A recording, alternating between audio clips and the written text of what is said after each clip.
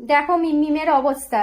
মিমমিম এখন ওর পাপার জন্য লুচি বানাবে। দেখো ময়দা মাখলেই তো বাচ্চাদের জানো একটা করে গোল্লা দিতে হবে, আটা ময়দা মাখলে।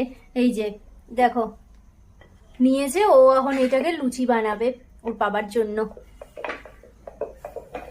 আর আমি এইদিকে দেখো কিছু লুচি বেলে নিয়েছি, এইদিকে তেল গরম হতে দিয়ে দিয়েছি। কিছু দেয়ার আছে লুচি আমাদের পাশে, এই কারণে এইগুলো আগে ভেজে দিয়ে দেব। আর আমাদেরটা করব একটু পরে, গরম গরম ভাজবো। দেখো এই যে আলুর তরকারি ডান হয়ে গেছে, একদম নিরামিষ আলুর তরকারি। আর এই যে সুজি করে রেখেছিলাম দুপুরবেলাতে, কারণ সুজিটা একটু না জমলে না ভালো লাগবে না।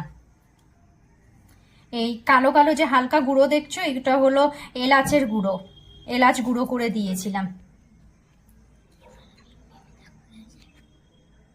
বন্ধুরা এটা আমি পাপার জন্য বানিয়েছি, পাপাকে আসলে এটা ভেজিয়ে দেবো। কিরম হয়েছে কমেন্টে জানাবে আপনারা। আমার ঠান্ডা লেগেছে বলে তাই আমার গলার অবস্থা এরকম। দেখো এই যে দু জায়গায় বেড়ে নিয়েছি, এখন দিতে যাবো এগুলো মিমমিম আর আমি। দেখো এই যে রাত্রের ডিনার আমাদের রেডি, এখন খেতে বসবো সবাই।